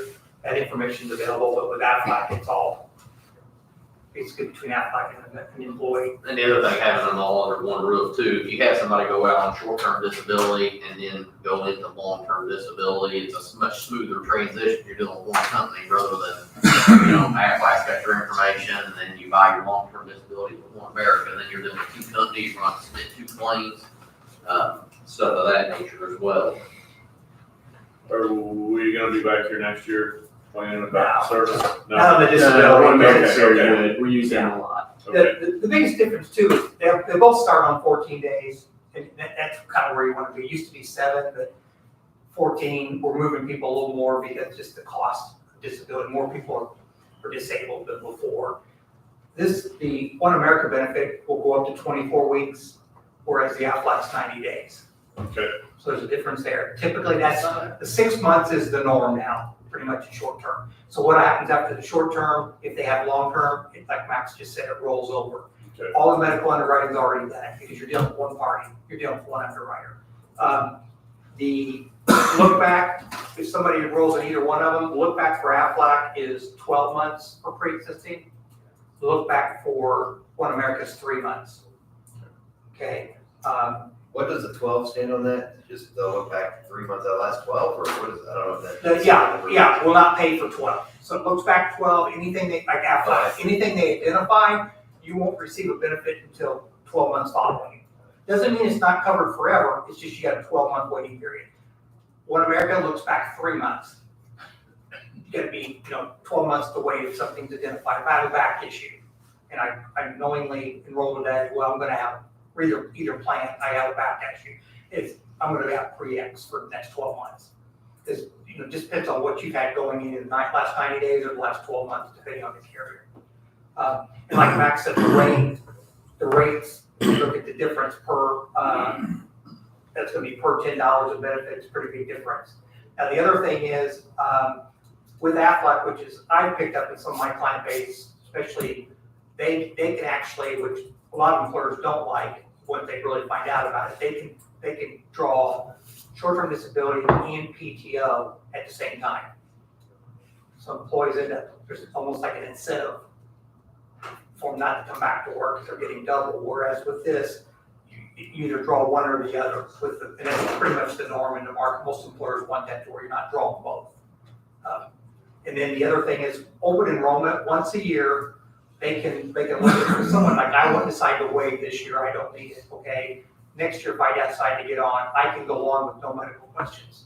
So every year I have that right to go on short-term disability, no medical. Okay, and I know on Aflac there's like a questionnaire that they'll ask, just to make sure they're not picking up a disability claim. I know it. Mr. Rhodes, is there anything we need to, would you want to discuss our? I was gonna say, I was under the understanding that regardless of PTO, they're gonna still be able to get their benefit through One America. The way we set it up, it shouldn't be an issue, because if we had sick benefit, Yeah, the instead same of thing just as sick benefit, yeah, sick. then it would benefit somebody, oh, I can use my sick and get paid. With us, it's PT, we changed everything to just PTO, so it wouldn't affect us anyway, because the person could use that, those days. So you're saying they can't do it with this program? Or is it still our policy what we want to do? Because we do it for people with a sick benefit. Sick, but are they using, see with Aflac, they're using sick pay and Aflac at the same time. Well, PTO. Which that's what I'm saying, our people can do Yeah, on that this one, now. it's one or the other. You have to exhaust it first. No, not according to what. I think you can do both. They'll verify that. Okay. I would think we would want our person to be able to do both. You're right, yeah, because they're paying self-pay on his premium, so yeah. Right. Yeah. So anyway, no, I guess what I was gonna ask is with Aflac, are they aware that we're thinking of transitioning, and just out of respect for the person we deal with there, do we? We will, yeah. I mean, is there something, should we do that before we make a decision to transition, or you think that it's just this is just the way to do it? We would have to, yeah. I think we would treat this similar to the IMED switch, the VSP switch. I think we just do it and then we would inform afterwards that this is the way we're rolling for 2025. Okay. You guys are the broker for that. Yeah, You're do not we the have a broker for this. local representative for the IMED or VSP? I mean, we kind of deal with the. I think they're the brokers. Yeah, no, I mean, we kind of handle, we talk directly with them. Or with There's this. no one local with that. Aflac, we have somebody come in here, Correct, yeah. so, I mean, maybe out of courtesy. Yeah, no, we can, I think, yeah, we can. Okay, that's correct. Just to correct, it says, yes, the STD does not offset with PTO time, so if they both. He's got it set up that way for you guys. I guess my thing was, who is our Aflac person? Laurel It's Saber. Yeah, she don't come in here much anymore since we moved to the hybrid system where we're doing online enrollments. She doesn't come in here like she used to, so. Just being a local person. We will, It's like we will. she served these people for a long time. Yeah. Hey, we're dumping you. Yeah, she knows a lot of them too. I can make them. You If you want to, want yeah. Yeah, that's not a problem. We can. I guess I wanted to give, if she has a chance to say, well, we can give her a chance to fight for the business. Should we do that or should we not? I think so. I mean, can we wait 2 weeks to make this decision? Yeah, Yeah, no problem. No Yeah, problem. let's give her an. So Mark, you just want to bring that one back up in 2 weeks and tell us where you're at with that? We can do that. Sandy, can you give him 5 minutes on the next agenda? Well, he's gonna take more if he's coming back. Yeah, we'll be talking medical too. Oh, that's I was excellent. gonna say, Yeah. they'll be back, so they'll bring it on. You guys will be This is tired of a seeing light- me. This is the light stuff today. Good. Okay. Got that, and then do you want to hit on the? There was a general we're looking at the wellness, and there's a question just to, how you guys feel about the smoking, non-smoking question you guys have in the wellness. Right now, it's geared to the employee. And Max and I and Marky were talking, is that something you guys would want to consider where you're gearing smoking, non-smoking also to the spouse? Oh, that's just a tobacco credit. Or tobacco credit towards right To now. the employee. So there's like a lot of companies around here that will do a tobacco credit. Basically, it's kind of on, I think we brought this up and you asked, it's kind of on the honor system. Basically, you say, you can sign off basically saying, I am tobacco free, and then you can get like a certain credit that goes towards your premium. Yeah. And so we're seeing more and more companies do it. Something that we've been talking with Marky about, and just wanted to put that in front of you guys, see what you thought about it. Obviously, we don't have the numbers. We'd have to kind of crunch the numbers, figure out if it would make sense to give X amount a week, X amount a month, or X amount a quarter for non-tobacco employees. So again, could it be a situation, we raise the premium for the policy to by $400 per year for every employee? And then if you get $100 credit per quarter, if you remain tobacco. Yeah. Is that on the honor system? Yeah, basically. We have the same question on ours, like we go through my enrollment with ours. It's just asking are you tobacco free? See, not this year, we did an ounce wall, so we would have. I just did that, and they mouse swallowed me. Yeah, but I mean, if we wanted to extend it to like, we've also mentioned having if his spouse is covered, have them go through a health screen as well. And then they would go through the same health screen, then we obviously have all that data for 2025. We do the same thing, spouse, it's completely voluntary, but right now I know we go through the same thing when we're getting credits, and I'm eligible and my spouse is eligible. As far as giving me the total credit, there's a max that you can get between the two of them. Basically, they're getting into the next thing. So basically, right now, if you guys have someone on wellness, only the employees are required to come in and get their wellness exam. I know us at Houch and a lot of other companies, it's required. If you have your spouse is on the plan, they also have to come in. But they can go to their primary care. You just have to provide that to like UGS or Marky. So basically, that would say, if you guys do want the wellness plan, which is the lower deductible, less premium, your spouse would also need to get a wellness exam yearly. And the other reason is utilization too. Yeah, there's some higher utilization of spouses on the medical plans here. But I don't know how, maybe I'm not fully understanding the tobacco discount. We kind of do the same thing with the wellness, non-wellness. And people are tested, or they were at least this year for the first time. And some people that said that they weren't smokers were smokers. Because you can lie, right? Historically, you just lie. Yeah, well, the difference with this here is though, those smokers can still earn a wellness discount. Because if they meet 3 of 5 criteria, they go into the wellness plan. But the county doesn't have an appetite to pay more of the percentage of the insurance. So we would have to raise the insurance on everybody and give the discount back. Yeah, you're giving a credit, you're not giving down.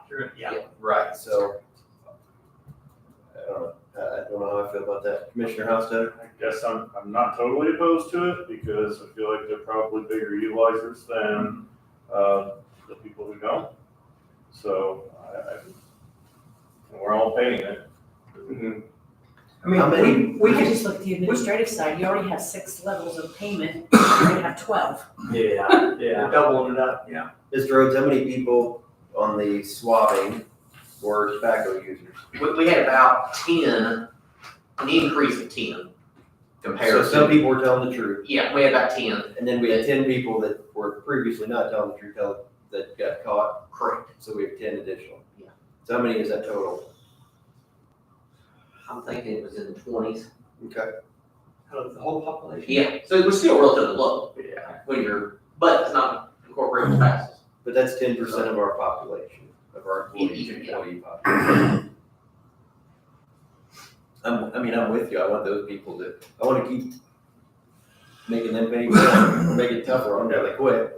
Well, I think it's one of the things where we're looking outside the box just because the utilization, plants run so hot right now that it's It's one thing if you're an insurance, you're a heavy user of the insurance because you have issues You look at it that are outside of your control. Yeah. But this is something that people can have some control over. Yeah. That's what I face it. I don't like that. I know my wife's a user, unfortunately, of the plan, so I don't have any objection to it because I know it's the right things to be asking. Right. You know, if you're gonna try to plan your plan, and you offer such a good benefit, you are attracting a lot of spouses. And you're right, spouses, everybody gets older, we start to see that utilization after childbearing years, you start to see other things that are coming from the spouses. So again, it's completely voluntary. It's not like we're saying, you can't waive off of it. Now, the only thing we do is bring you back options, because like you said, is the number gonna go up to get that credit? Because I don't want to give a credit if this number's not going up, because then it's coming out of the county's money.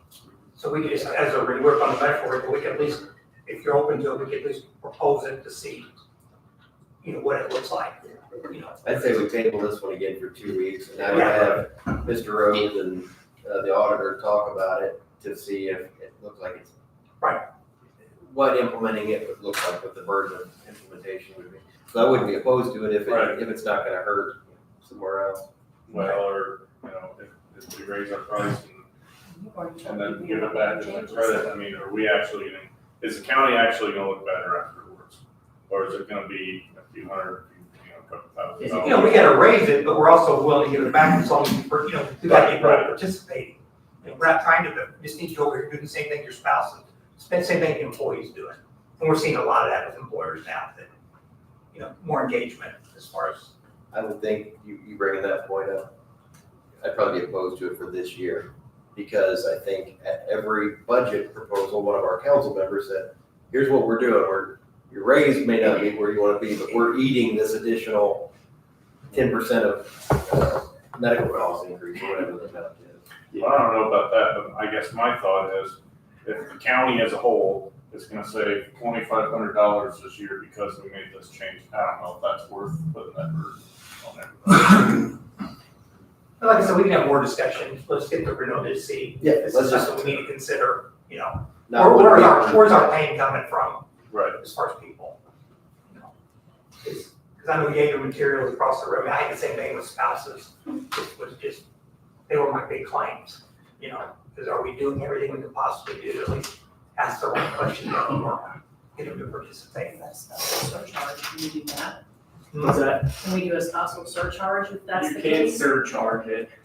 You can credit. Yeah, you can credit, you can't. You can do the same thing, you just gotta make it look, just like it's a discount, not a surcharge. It's a structural issue. Yeah. Yeah. Structural.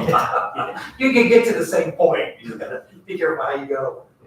So the other thing you were gonna talk about was spouse health screening requirement. Correct, yeah. So basically that's, right now, if you're on the wellness plan, obviously, you have to get your health screen here, or you can go to, I think you even allow current employees, they can go to. Here, yeah. With your guys' plan, basically we're seeing all claims like Dan was saying, spouses sometimes they're driving a lot of claims, so maybe it would be good to say, hey, going forward, if it's 2026 or 2025, hey, you would also be required to get a wellness check, whether that's here at the county, or they go to the Would that primary be care. during the same time we do our wellness? They or do you could. provide different times for?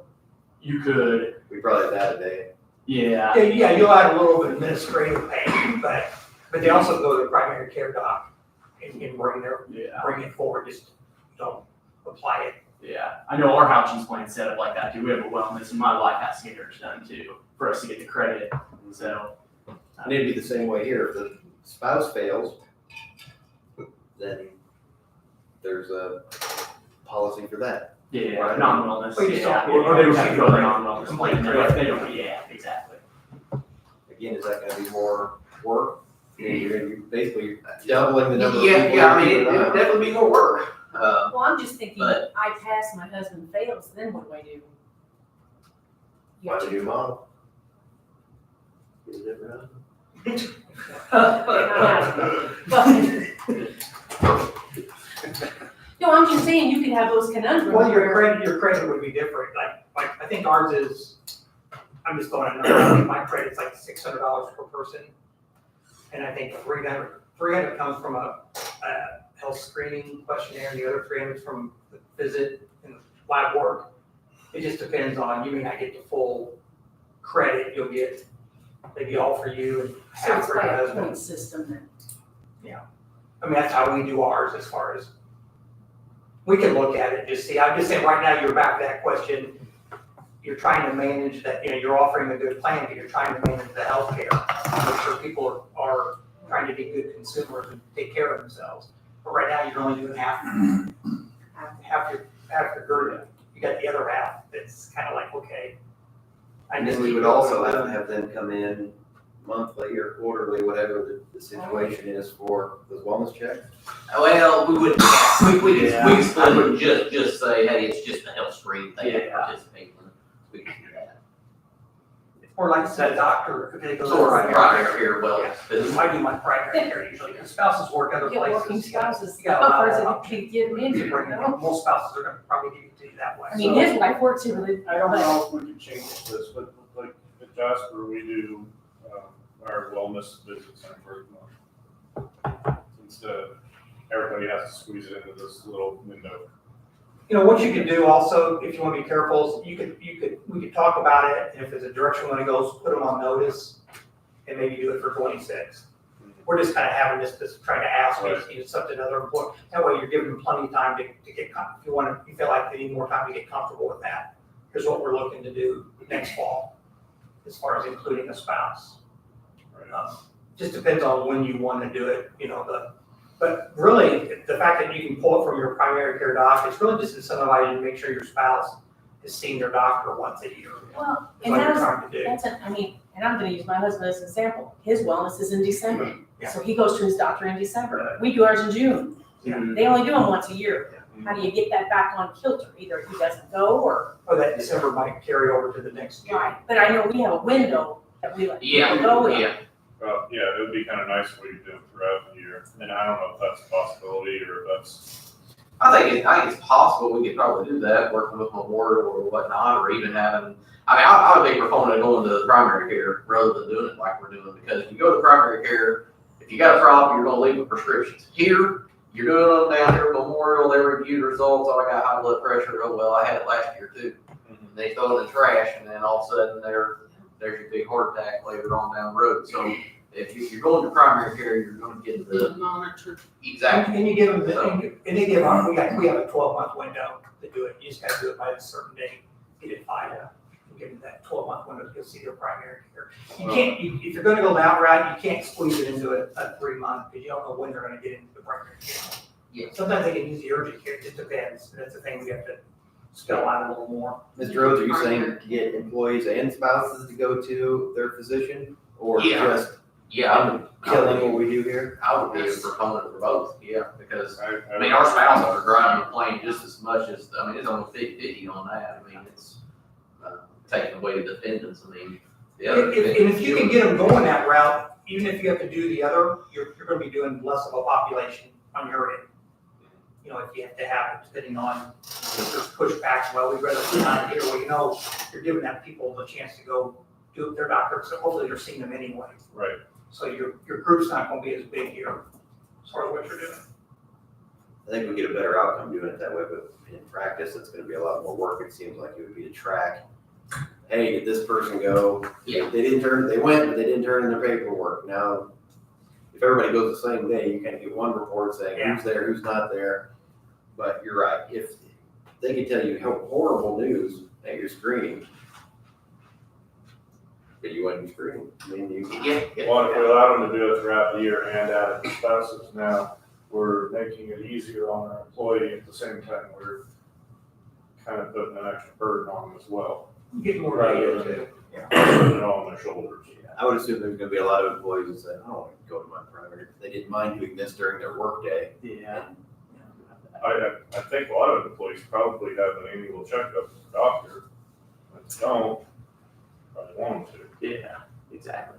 The thing about you're getting your doctor, to make sure you're getting their doctor more engaged. Because a lot of times kind of people complain for that 3-month thing they know's coming. They can be like 6 months prior to kind of be on good behavior. Whereas if they get their doctor more engaged, they're tracking lab work, they're tracking. As you get older, I'm just attesting, everything's been fixable for me, but I know I'm engaged more with my primary care than I've ever been.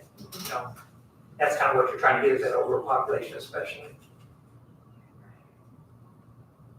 If you say it's practicable and you can make it work, I mean, it's probably a better outcome wise. I mean, it seems like it should go that way, so Yeah, you need to think about it, you need to. that's one of the deals where we would piggyback with Memorial, because Lindsay does a lot of our tracking anyway, so, we would, again, we'd have a conversation with them, knowing that, they're able to track it. We would have to get but we don't have spousal screening forms and stuff of that nature, so.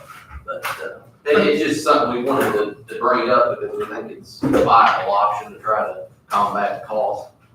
Is that something we can implement at any point? Mhm. Or does it have to go on a calendar year? Does it matter? You can really roll it out anytime. It may be, I have to think, it may be easier doing it at renewal though. Because the big thing with that is we can, when we're doing the open enrollment meetings, we can talk about that more directly with the employees when they come in and talk with us. Which sometimes the employees like, but technically we can roll it out whenever. So then, I don't even know, do primary doctors do blood draws in their office? And then Most you- of them have a facility, yes. Or are you supposed to do it ahead of time so the doctor can go? Yeah, so I'm involved, Yeah. I gotta do it tomorrow, just so the doctor has it within a day or so they can read it.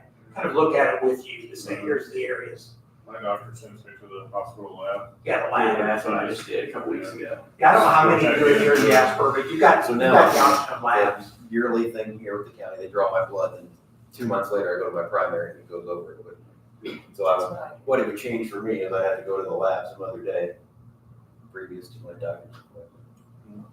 And my doctor I did the same thing. My doctor just said, it's nice that you had the screening ahead, so we can talk about it now. Yeah.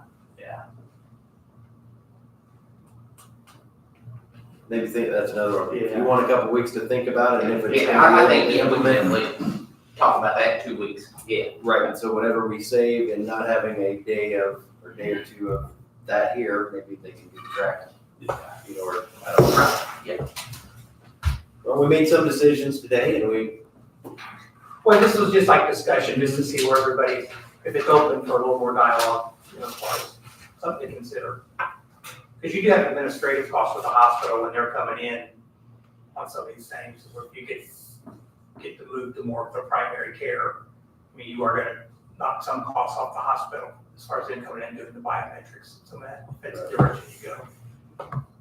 Yeah, we don't do it, like on our houses, it's all on us now, I think we offer some of our locations where they'll go in and take blood. I mean, you could I don't say it in like You that. could offer a day where you do, if somebody, you can set up one day if they want to do it, but you at least narrow it down where they can come and get blood if they don't want to go to the lab. Just some more, we'll talk about that and see. Typically, I like, if I want to go to my own rural office on a certain day and get blood, or a lot of times I just defer and wait before I see my doctor, because I work all in the same system as far as, the memorial system or whatever, we'll talk about that. anything else, Mr. Bob? I think that's it. Thank That's you. it. Thanks for the time. Thank you See you for in 2 joining weeks. October 7th, Yeah, that's perfect. I can put you at 9:15. Okay, that works. Mr. Rhodes, anything else from you? Nope. That's And then, I don't know how much time you think you might need. 30 minutes probably. You do 8:30 otherwise too, but. Okay, so 9:15, 9:45. Yeah. Okay, that'll work. Perfect. Awesome. Thanks, everyone. Thank you. Thank you. Any public comments on anything? Mr. Schneider, you have anything additional to say? No, sir. Anything from the county auditor? I just had a question on our budgets. Right now, we have a part-time jailer cooks positions together. The council kind of wanted to just do that split, to have a part-time cook and a part-time jailer, 2 different line items. So you guys haven't been aware of that. I don't know if we have to create something or. I mean, I was aware that we needed to do that because now when they were bringing on like, one of our, especially with female employees, because we need more female jailers up there, they're harder to come by. One of them went from full-time to part-time, and the only place they can put them is part-time cook. But they're not gonna be a cook. So it just made more sense to have a, So we're gonna split it and have two different line items, so there is a position of part-time jailer. It was not before, but there is now. I say we just go ahead and formally do it, and that way. it Budget looks stays right. the same. Yes, it's Yeah, just, okay.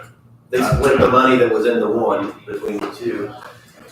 Yeah, I Because think whenever what I you're looked at saying- it the first time, I'm like, why is that jailer being paid as a part-time cook? Are they cooking or now? Or did they? And it's not. It's just that's the way that they could do it.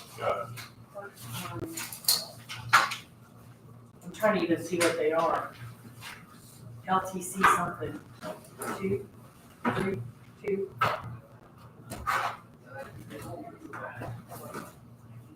It doesn't say part-time, so I don't know.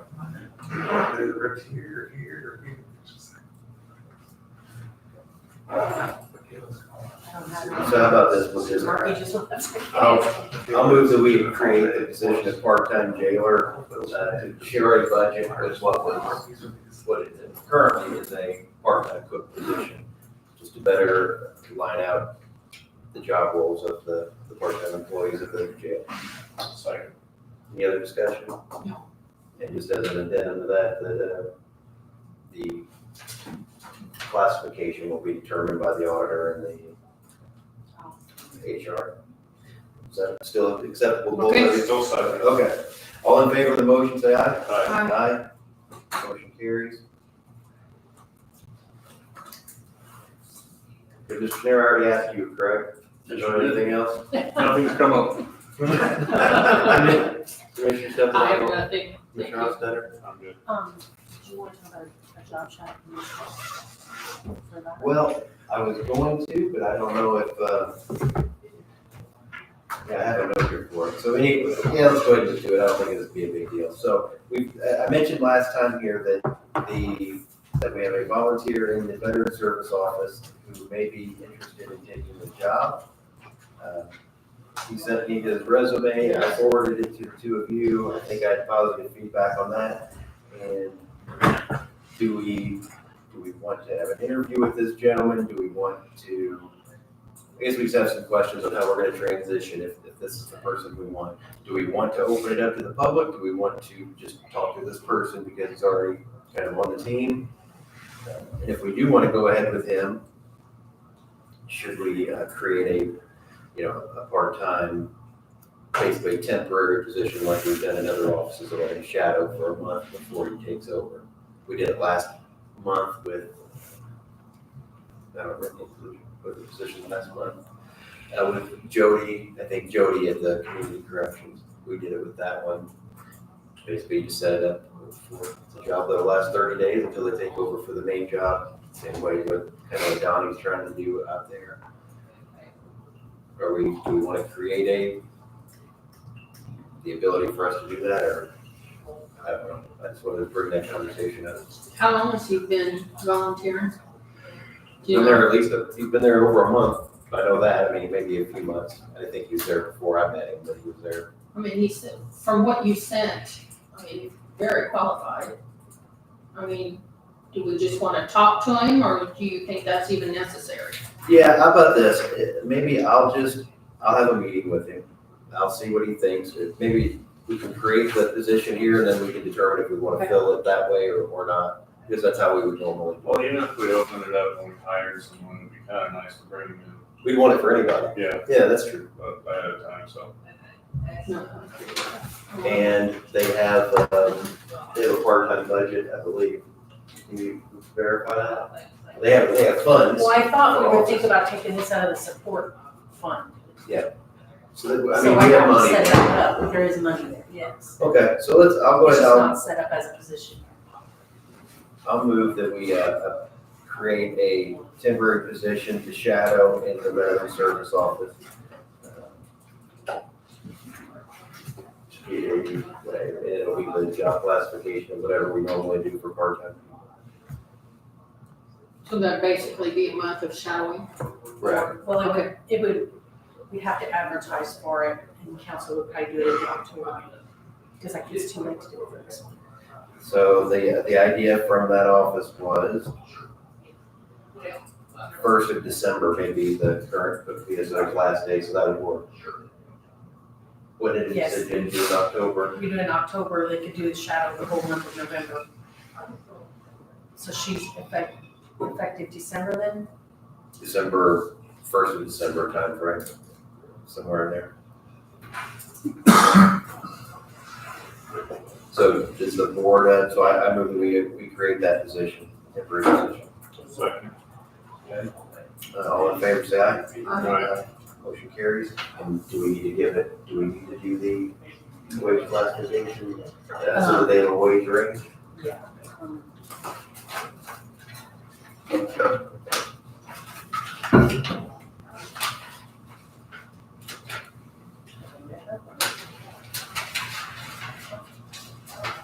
I don't have veterans on here. Oh, here it is. The veteran service officer is an SO, the assistant is CONOC 2.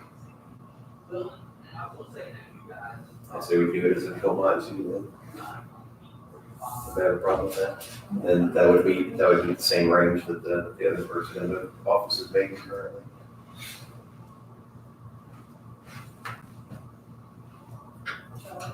Okay, yeah, but I'll talk to them and I'll give you guys some feedback on how that goes. Does that sound okay? Yes. Good. If you want to be present, then give me a call. Will do.